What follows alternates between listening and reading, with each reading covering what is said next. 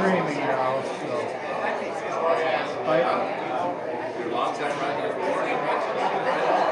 I am streaming now, so she can get it on. Yeah, she found that. Okay. She just,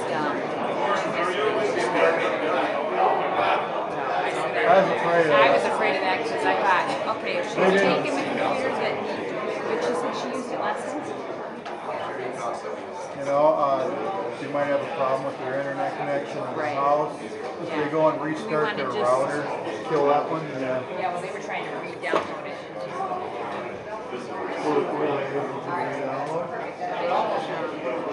Yeah, you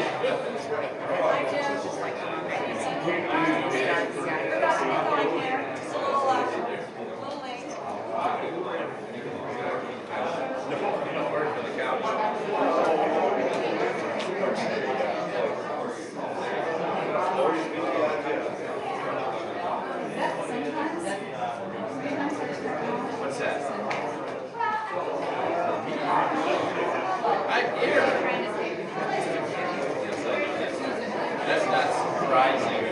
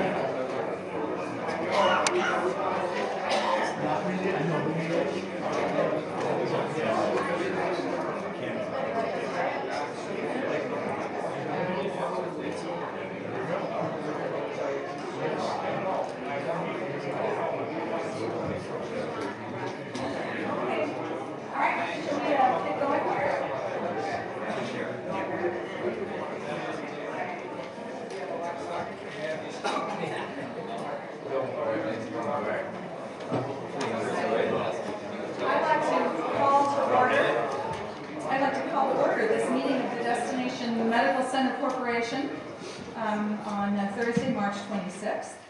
And we'll start with a roll call. Mr. Jim Beer. Here. Mr. Jim Campbell. Here. Ms. Ronnie is not here. Unfortunately, we were having technical difficulties. She was going to join us via Skype. She's going to be watching the meeting as we're screening, so she won't count towards our quorum, but she's here virtually, if not, if not officially. Mr. Bill George. Here. Ed Ruska. Here. Mayor Brady. Here. And I am here, and Mayor Ryback is not with us today. He has been struck down with the flu, and was very sorry, sent us a message just an hour or so ago. So we'll update him on our activities. Next item on the agenda is approval of the agenda. Is there a motion? So moved. Second? Second. Any discussion on the agenda? Seeing none, all those in favor of approving the agenda say aye. Aye. Opposed? The agenda is approved. Next item on our agenda is approval of the minutes for February 26th, our last meeting. Is there a motion to approve the minutes? So moved. And a second? Second. I have a correction, Yes, Mayor Brady? technical correction. I'm honored to be listed twice in there, but I don't think I can move approval and second the motion. It's in there, so that will need to be corrected. Thank you very much, Mayor Brady. We'll appreciate that, though your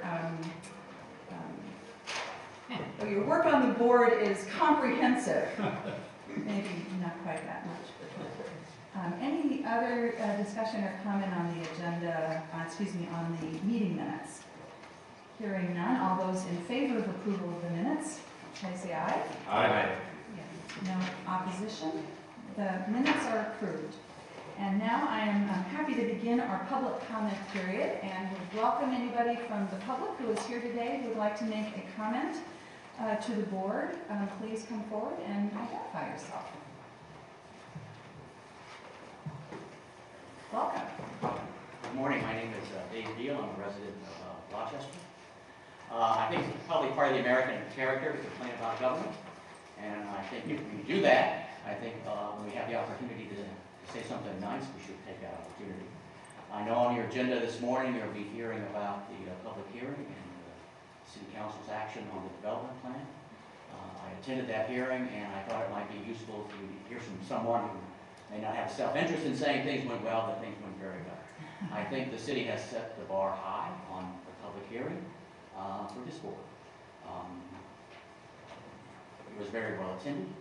I think if you don't want to do the whole thing, I draw your attention to two comments made by two council persons as the vote was taken, specifically Councilperson Bilderbach and Campion.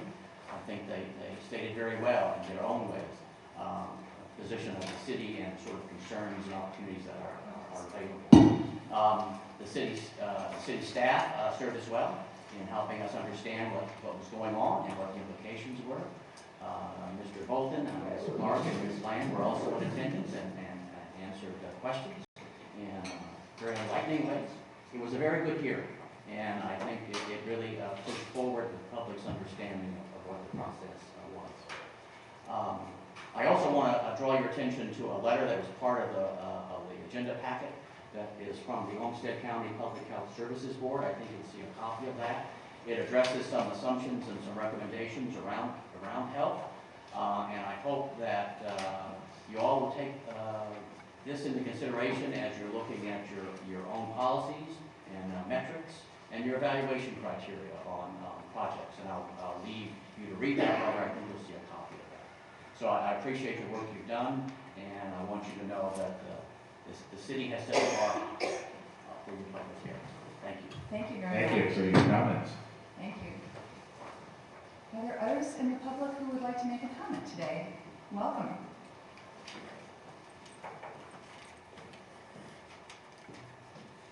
Good morning. My name is Tia Calvert, and I live and work here in the community. And I just wanted to express my excitement and appreciation for the DMCC initiative. Could you pull the microphone just for the people listening at home? I just wanted to express my excitement and appreciation for the DMC initiative and all the planning work that's going into it. My husband and I moved here 7 years ago. For him, it was moving back to Rochester. For me, it was moving away from my friends and family. So this initiative has really just sparked my excitement for the community and being involved and a part of what's going on and what's to come. And it's just been a way for me to connect. I know others my age also share this sentiment. Have also moved here and are excited about what's going on. So what motivates me is just my care for the community and what's going on, and also creating a place that my friends and family would want to move to, because let's be honest, it's not the Minnesota winters that draw people here. So, you know, everything that's going into this is what will draw other people and talent and friends and family who might not otherwise consider living here. So I'm excited to see how this goes forward. I'm excited for Rochester, the county, and Minnesota. And so thank you for all that you're doing and for your time today. Thank you very much. Would you be willing to say your name again? I didn't catch it. My name is Tia Calvert. Thank you. Thank you. I think it's exciting. I can't see Tia, but I think she's younger. Yes, That would be a good guess, Mr. Jim. Campbell, that's right. Jim, she's younger than you and I are. Most people are. That's wonderful, because we're going to need the excitement of the younger generations to make this a reality. That's exactly right. Thank you. Yes.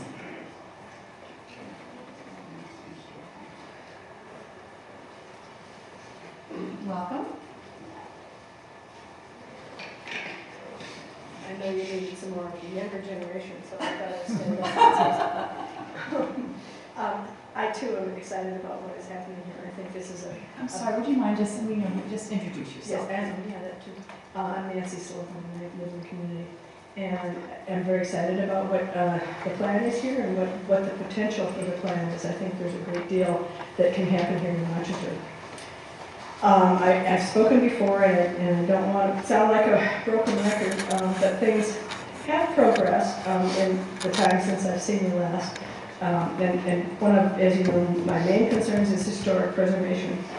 And hooray for Mayor Brady and everybody else who decided we're going to keep that Chateau Theater. It was a part of my childhood too, and it's a magical thing. I'm really glad we're doing it. As I've spoken before, I was concerned about the 106 report and its incompleteness, and it has some wonderful things and some very right things, and they chose some great buildings to be considered historic. However, there's a group of us that feel that it's truly incomplete. And its incompleteness starts with the context report, and that is the history of Rochester. What happened here when? And that is what they base their decisions on, what is historic and what isn't historic. And so if you leave out the entire agricultural beginnings of our town, the city center of Broadway and Fourth, the whole all the businesses and the activity that was going on at the turn of the century, we missed, a huge chunk of buildings. The 300 block of South Broadway in particular, and 3rd Avenue, what we call historic 3rd, and a number of buildings on 1st.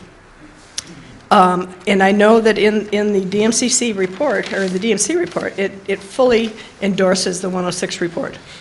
The Historic Preservation Commission yesterday had a meeting wherein they too completely endorsed the 106 report.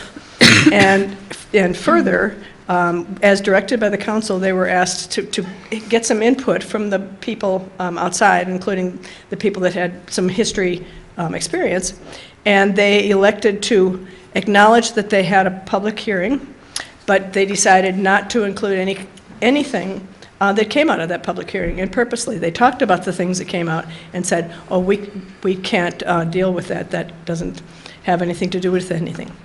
So for us in the community, I would just really hope that with this big project going forward, that there is some careful and some care taken as buildings are taken down.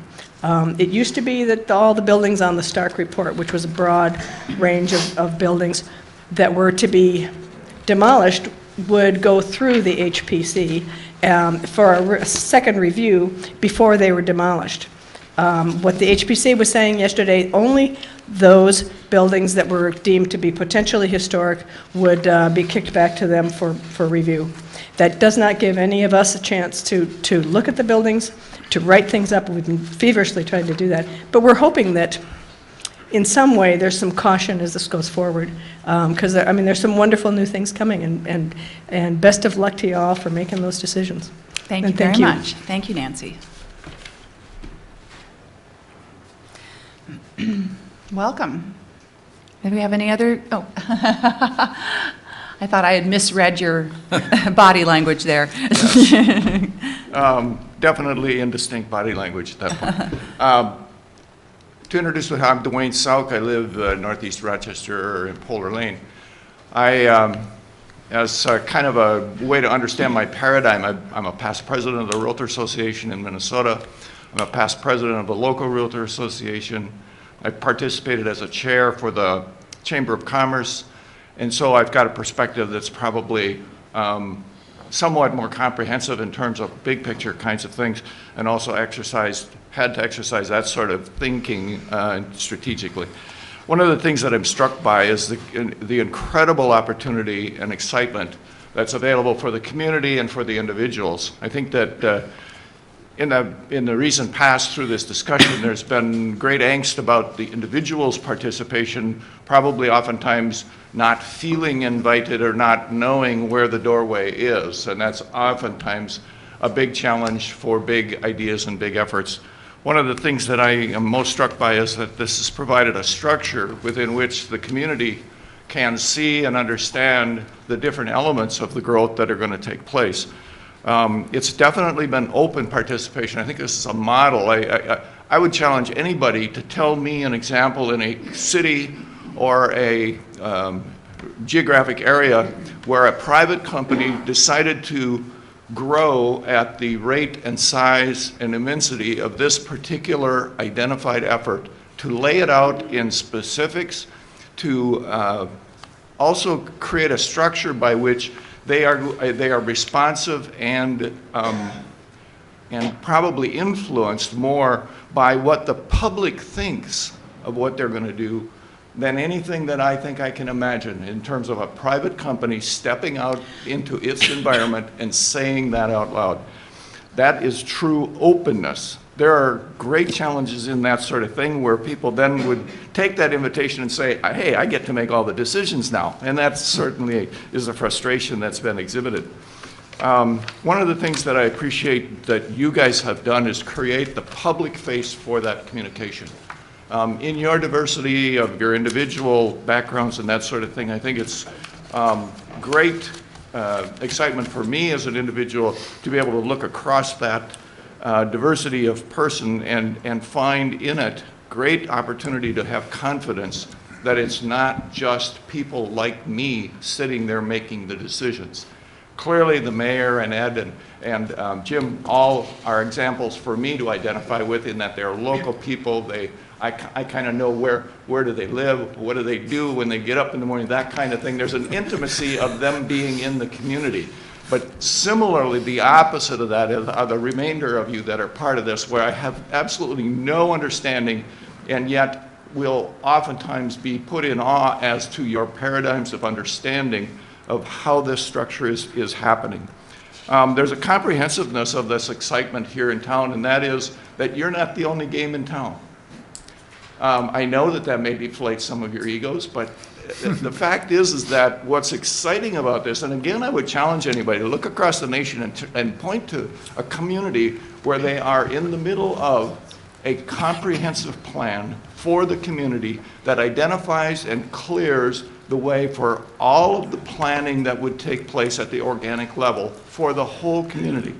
At the same time, have the largest private employer putting forward this billion dollar, I've lost track of the zeros on the thing, but that level of plan that's coming forward, and also a third element of that where the private industries in town, through their business organization, part of the Chamber of Commerce and Ready Development, have joined together and said out loud to each other, we also need to plan. We also need to provide pathways for development. We also need to encourage a diversity of business in this community and diversity in the business of this community. And I do really want to be intentional about the differences of those two prepositions in there.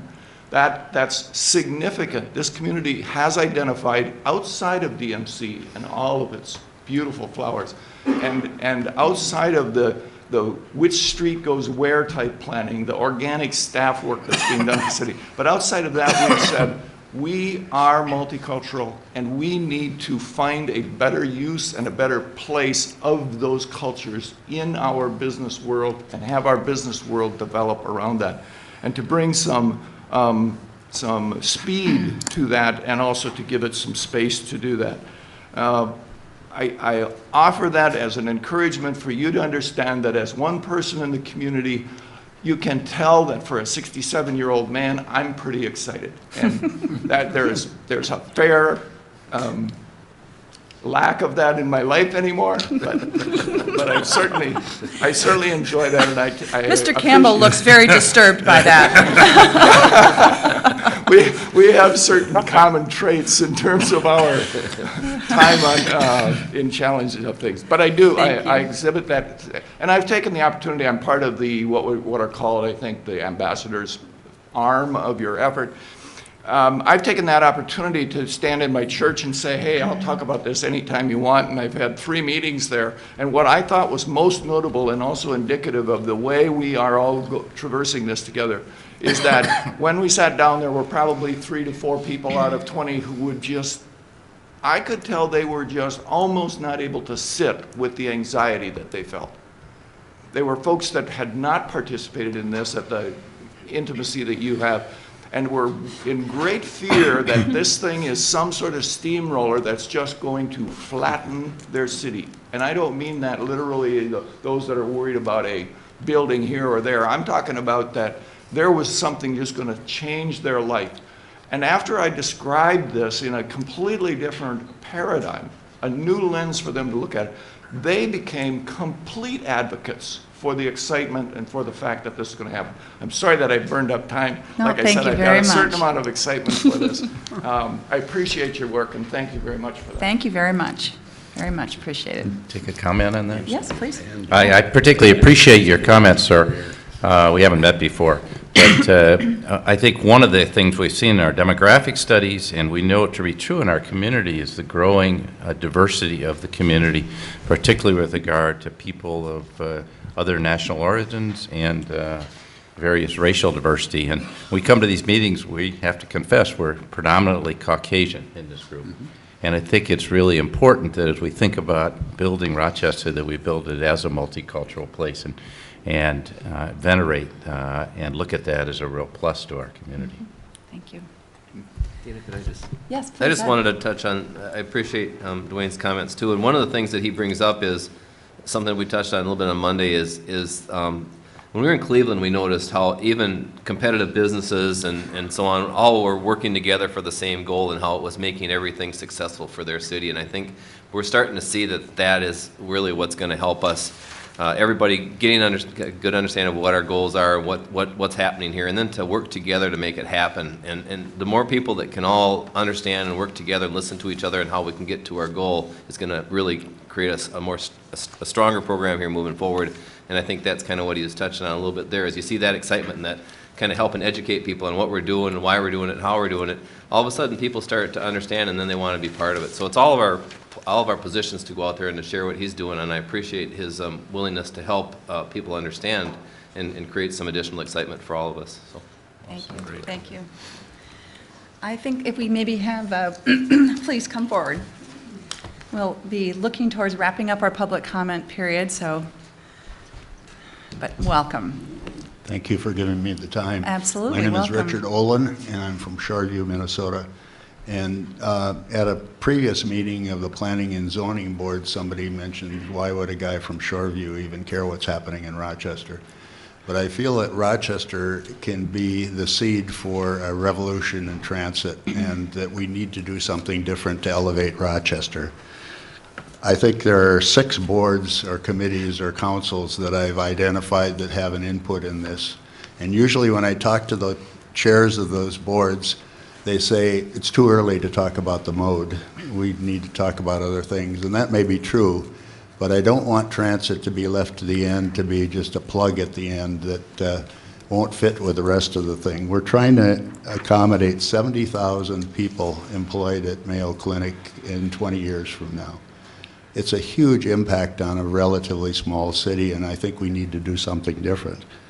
And I'm interested in having the transit system for Rochester be a 21st century system that matches the 21st century of the Mayo Clinic, and not something that's maybe designed in the 19th century.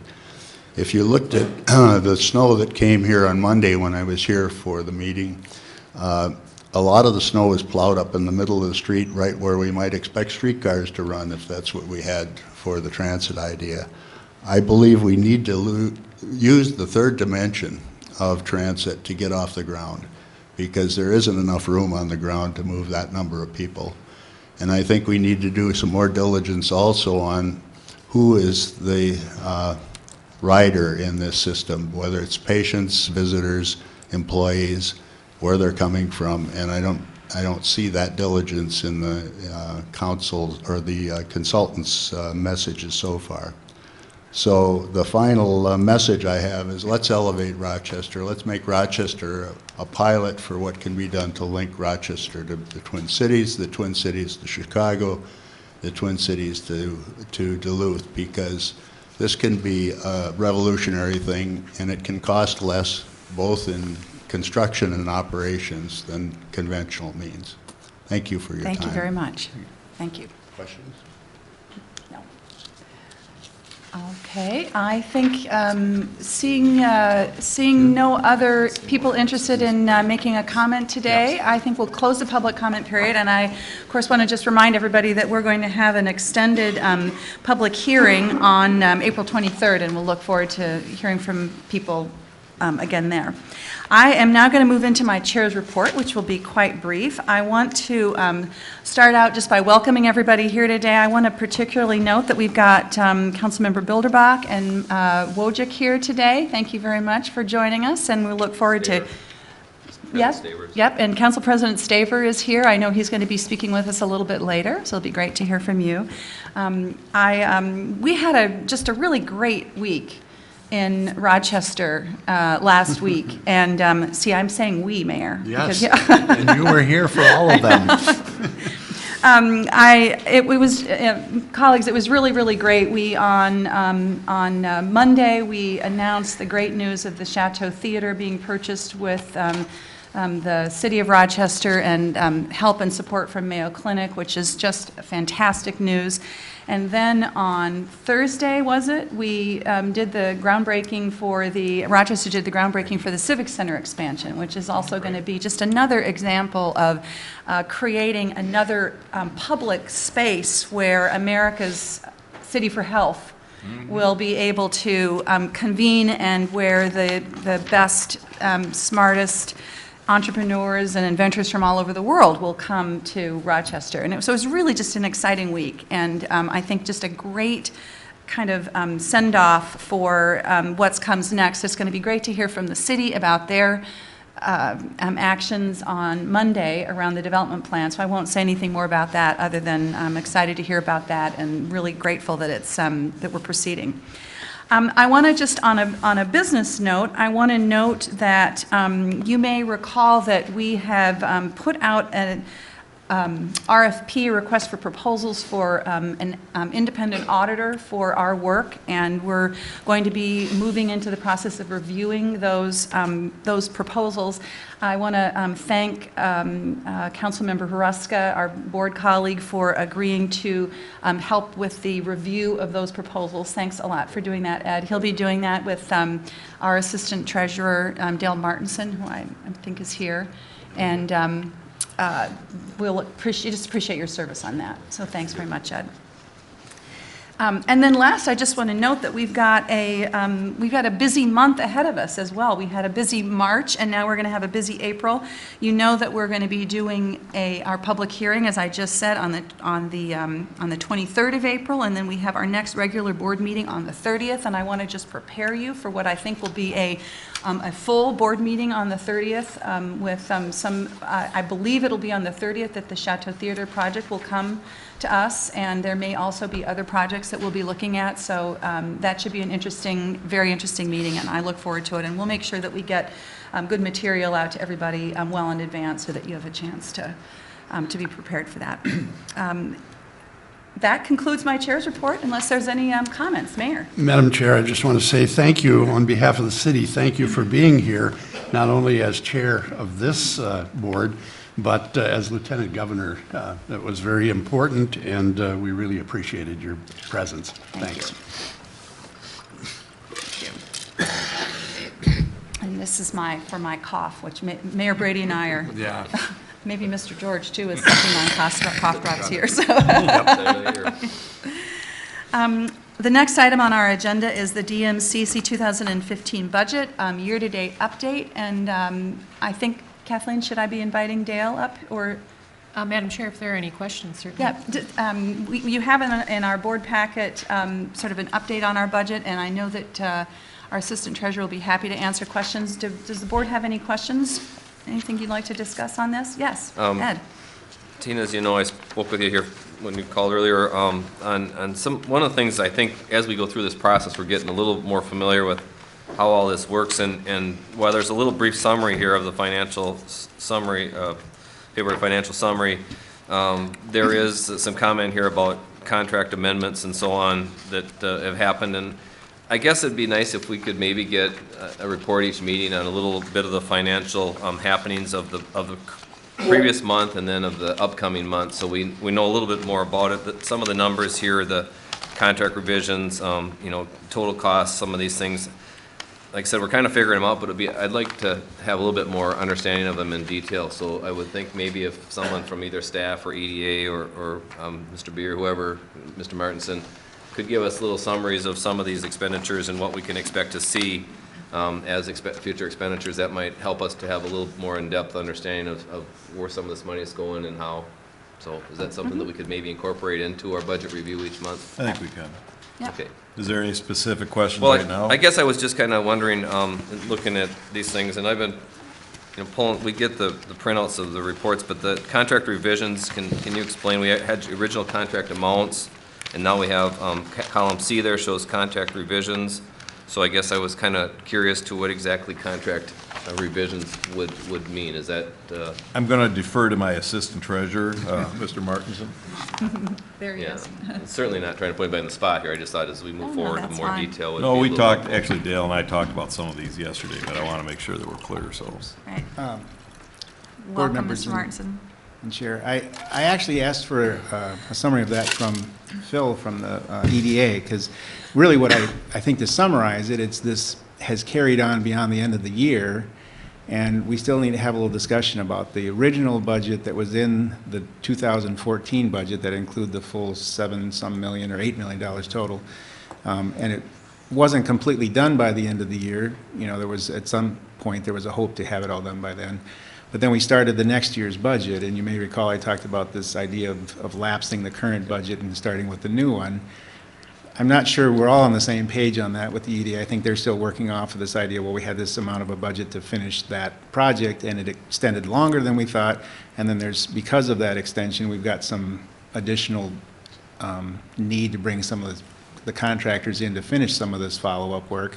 So that's what some of those extensions are. I had a summary that I did get after I did this report, but it isn't very detailed in that, and so I was going to get sort of a better update on that before we had our next update financial report. So. Okay, and that's kind of what I was wondering, because I know we had some original fairly rich contracts with some of these groups, and we had deadlines of, February 1st, and then I was kind of wondering, well, what if we're not done? Does that mean that they're going to finish on the same contract, or are we paying them additional to the previous agreed-on contract? And, so I guess... I think it's fair to say that on some of that, we are definitely paying them more than what, because the time involved is extending on further, and they have to come back and answer some more questions and do some of that. And it starts to become a substantial amount of money, and I know we're under budget still, but I'd Correct. still like to see us be as frugal as possible to make sure we aren't spending any extra if we don't have to, so... And again, there's a whole lot more information from the EDA themselves, and they maybe want to address that some more when they come up for their report. And I didn't expect to throw this out here and have everybody prepared, but I think in the future, if we can have a little bit more background and understanding, just a 5-10 minute summary Right. would help us to really fully understand all these budget dollars and what we can expect to see spent the next month and so on. I can forward you the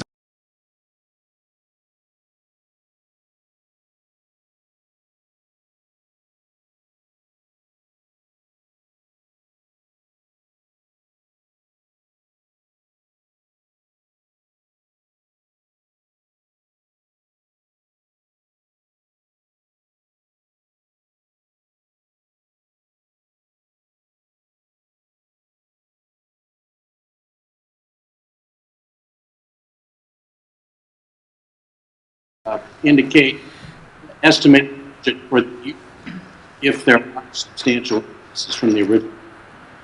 Yes, I think you're breaking up a little bit, but maybe just keep the microphone close. But I think I heard what you said, that we'll make sure that as we're sort of, when there's differences, we track the differences and explain what's going on. Variables. Yeah, thank you very much. Great. Any other questions or comments on the 2015 budget?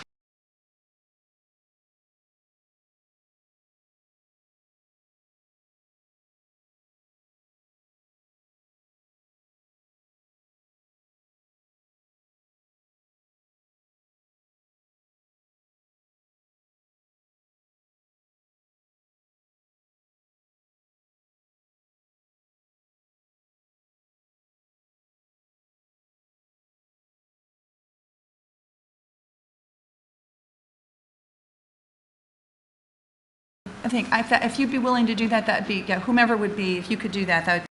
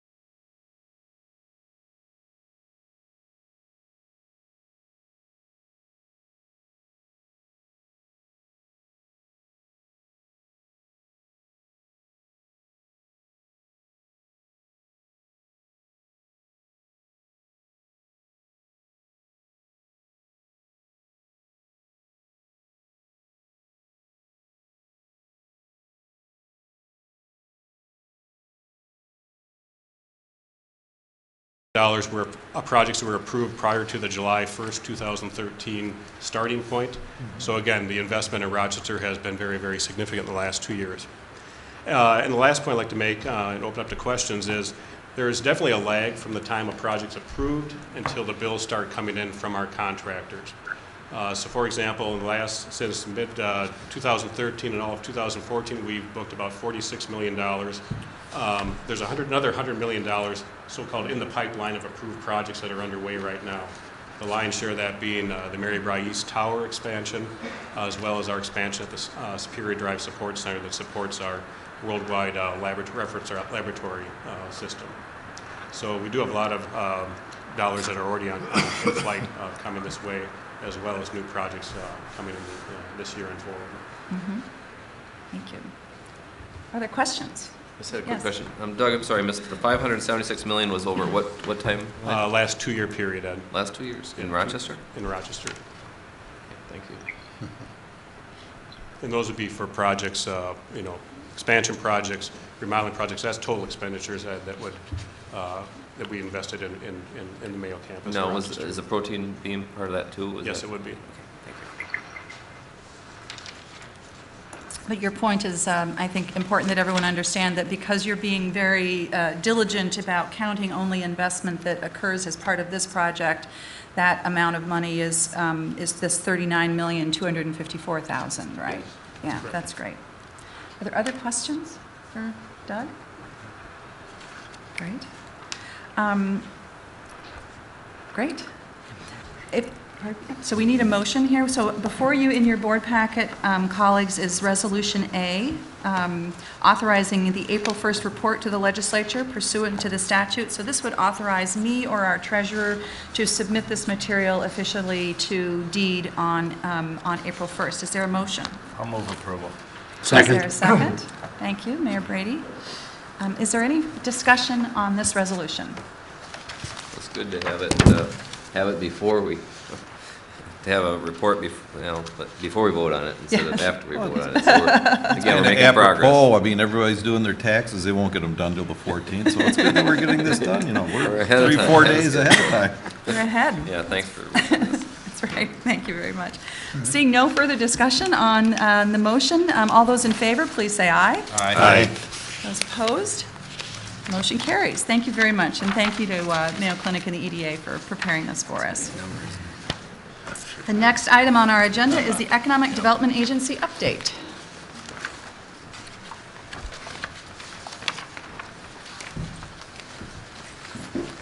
Madam Chair, members of the board, thank you for the opportunity to give an update on activities for EDA. Welcome. Thank you. I would like to start out by extending both Mayo Clinic's and EDA's appreciation and gratitude for the public hearing that City Council held on Monday, for the strong support that was voiced by the council members and the mayor for the project. There was also some very significant and important comments made in the public comment period that we will be taking into consideration as we move forward with project planning. Council President Staver will report on the actions of the council, but it was a very good meeting, as was noted earlier. We are also looking forward to continued public comment over the next month as part of the DMCC public hearings, and then as we go forward, the continued engagement of the public as we've seen. We also appreciate the significant work that the city administration had done in preparation for the council hearings. It was quite extraordinary and very much appreciated. We are continuing to work closely with city administration as we're refining the budget for EDA and ensuring that we've got the most streamlined, efficient processes in place, and that we're realizing the synergies of the city assets and the EDA assets as we move into implementation phase. I would also like to reiterate the commitment of Mayo Clinic to this project and the priorities that the DMCC board mentioned and established last meeting, including Discovery Square, heart of the city, and transportation. And you can expect our full engagement working with and in collaboration with all of the parties.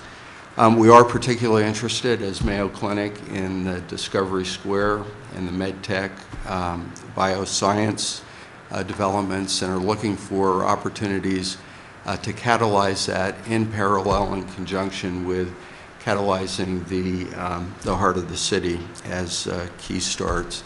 And with that, I would just conclude by extending again Mayo Clinic and EDA's sincere appreciation to the city for taking the bold step of acquiring the Chateau Theater. We do see that as a critical element of the heart of the city, and we were happy to be able to help out and assist in that, but it was really the city's leadership that we appreciate in that.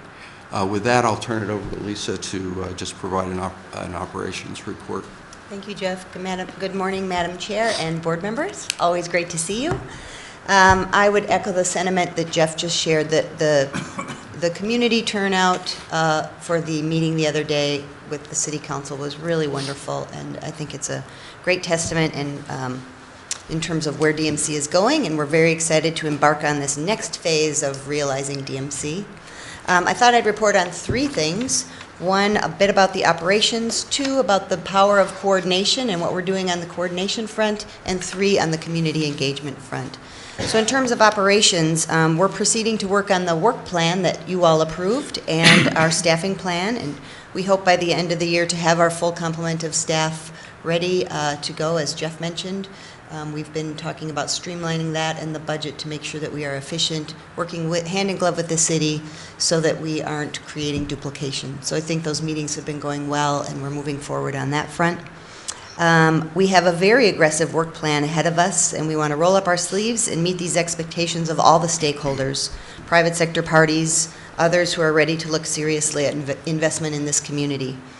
And the vision of DMC. I've been getting call after call after call, and I'm sure our council member colleagues have as well, about the interest that this has drawn across the nation, and I think we should take full advantage of that very soon. And I look forward to that. In terms of coordination, this, Ed Ruska mentions this often from our trips that we went on our best practice trips, that we've learned the critical nature of the coordination on all fronts, city, county, state, EDA, Mayo Clinic. So we've been doing some work on that in the last month to really pull together work groups with the city, DMCC, EDA, and we'll be including the county as well, Mr. Beer. And these work groups are really going to, they're stakeholder working groups, and they're going to address matters like DMC funding programs, project application processes, future administrative operating costs, coordination with city's comp plan, which we've talked about last time, the importance of that, transportation planning needs, and other studies that are recommended that we need to be funded in the future.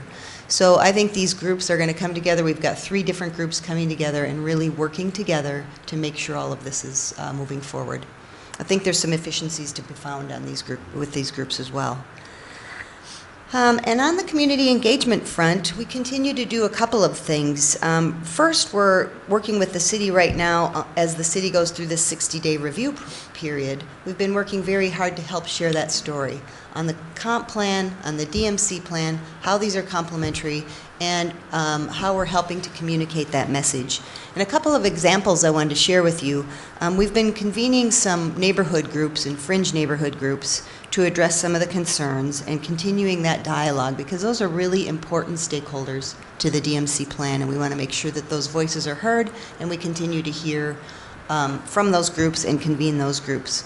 We had an introduction to Mr. Bolton actually in the community, so that we invited many community leaders and community organizations to come to a luncheon a couple of weeks ago just to meet Mr. Bolton and understand what he's bringing to the EDA board. And I think that was really valuable and effective as well. We recently invited over 300 community organizations and service clubs. Again, we're on our next phase of engagement with community and region and state people that want us to come out with our advisor or our ambassadors group and our speakers bureau to really come out and learn more about DMC. So we did a first wave of that for the last 2 years, and we're on round 2 for that. So these people just received their invitation, and I expect people are very interested in hearing the next phase of DMC. As the DMC moves through the city process again, there's a lot of collaboration and engagement happening. And stakeholder work that we're making sure that we're connected to, and we're going to continue. So as people think about the work that we've done on community engagement to this date, it was, I think, very helpful, and the community was certainly engaged and the voices were heard, but that can't stop. I mean, we need to make sure that we keep the momentum, we keep the drumbeat, we keep the information flowing through all levels of the state. Including local. So a couple of examples on that. I spoke last time about an accreditation program that we're working on in terms of service in this community. This is a community of the right size, at the right place, and the right time to do something like this. You just can't do it in other communities when it gets so large, to bring all of the hospitality industry together and say, how will we create service and what does it mean to our patients and to our visitors. So that we're embarking on that, and that should be rolling out this summer. We are convening our marketing table, organizations around the community, to talk about this overarching marketing brand element. We're participating in dialogue now with arts and cultural groups. Mayor Brady's he spearheads a lot in terms of the arts in this community. And these groups are coming together, particularly now interested in, of course, the Chateau Theater. What's going to happen? How can we create discussion and conversation around that effort? So we are convening some of those groups. And we're continuing to coordinate with community leader groups every 6 weeks. So we have community leaders from around the community very casually coming together every 6 weeks to say, how's it feeling? How's DMC feel for you and your businesses? What can you share? What are you hearing in the community? Just to keep that pulse as well. So that's a bit on the coordination and community engagement. With that, I'll pause, and if you all have any questions, happy to answer. Yes, Ed. Appreciate all the work you guys are doing. A lot of really good stuff going on. One of the things, I don't know, I'll sound like I'm bringing up negative stuff, but we talked a little bit a couple months ago about trying to create more support for the Rochester Airport and some policies and so on. Can you give us a little update on if you've made any progress in that area? I know some of the businesses have created a travel policy to try to incorporate RST as the first kind of source of travel. Anything at Mayo happening on that at all? So I would say that, and the question came up at the public hearing, we are not pursuing a policy that would require travel out of the Rochester Airport. However, we are doing everything possible to promote volunteerism, and really the thing that works best for Mayo Clinic is to emphasize the importance of the airport for our patients, and that utilization of the airport is critical for our staff. I'm looking from an administrative standpoint if there are ways that we can provide incentives for use of the airport. But it is front and center. We are, as an organization, committed to the airport and ensuring its long-term viability.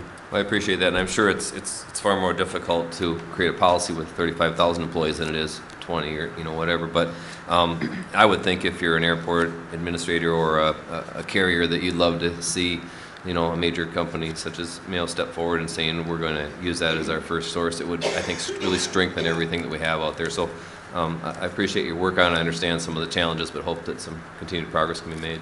We hear you. Okay. We support you. Thanks for bringing that up. Thank you. Other questions or comments for the EDA?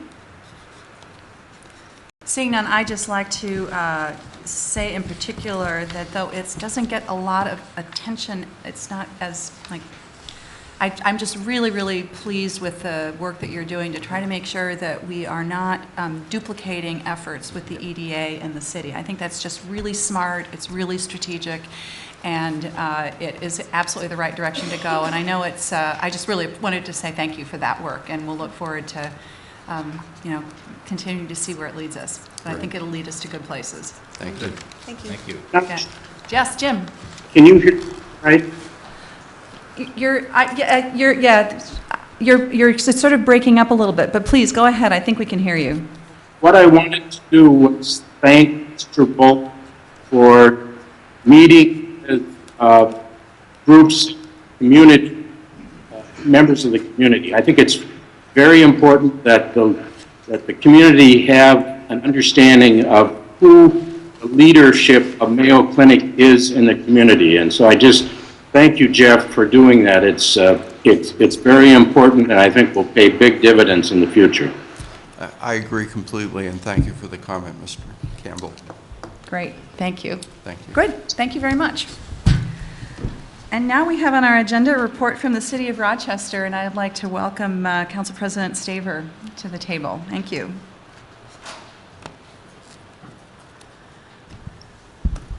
I can hear you, Jim.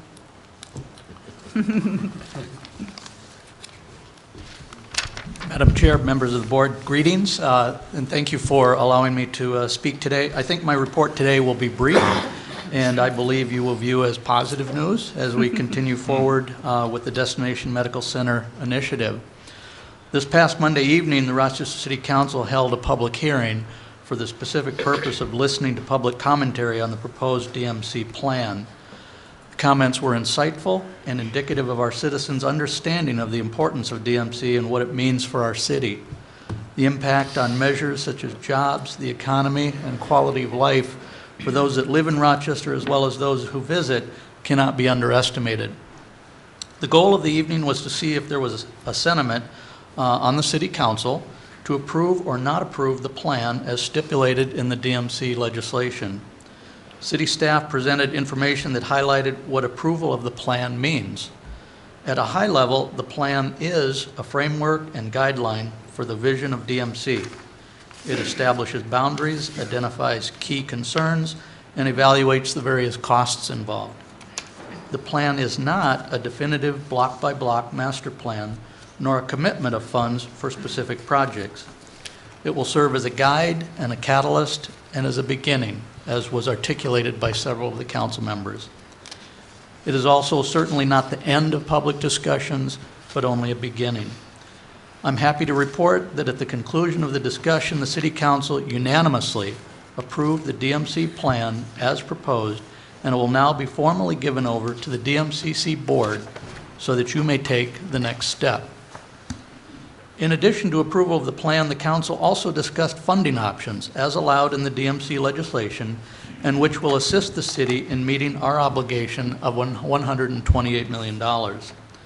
Several options were evaluated, including a lodging tax increase, food and beverage tax, admissions tax, TIF and tax abatement, extension of the existing 1/2 cent sales tax, or enactment of a new 1/4 cent sales tax. Revenue needs have been projected such that the city match is expected to be $3.1 million annually for the first 5 years, $7 million annually in Phase 2, over $10 million annually Phase 3, and about $4.2 million thereafter in Phase 4.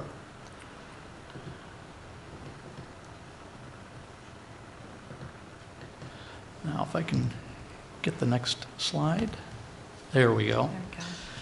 This graph actually visually depicts what we're talking about. The black stepped line in the center really depicts the commitment that we feel is needed in Phase 1 through Phase 4. The bottommost blue line is the extension of the 1/2 cent sales tax. You'll note that largely those funds are committed for the next 15 to 20 years. There are some residual funds that could be applied to DMC, but for the most part, realistically, those funds are really not available to us. The red line just above that is the lodging tax, which is estimated would bring about $1 million a year annually. The green line just above that would be the food and beverage tax, which would be estimated to bring in about $2 million a year. Now, we realize there would be some normal growth in those lines, but for purposes of clarity, we've eliminated those from the diagram. The sort of purple line right in the middle is the new 1/4 cent sales tax. Now, here we are showing, as depicted by the gold dashed line, some growth potential there. And what's important to note is that initially we would hope to acquire funds that would certainly meet the needs of Phase 1 and position us very strongly for Phase 2, and in certain terms position us also very well for Phase 3 and beyond. Of the options evaluated, the only one that really seemed viable is the enactment of a quarter-cent sales tax. Sales tax is projected to provide the approximate $5 million annual needed to begin, and then provide some additional funding as a result of the natural growth. Here you see the city staff recommendation and some of the thoughts that I wanted to relay today. But the important thing, I think, is that while some concerns were expressed that we are potentially acquiring revenue ahead of specific project approvals and needs, there was also an appreciation that funds will be needed in order to facilitate further investment, such as bonding, and to provide the initial capital we need for projects.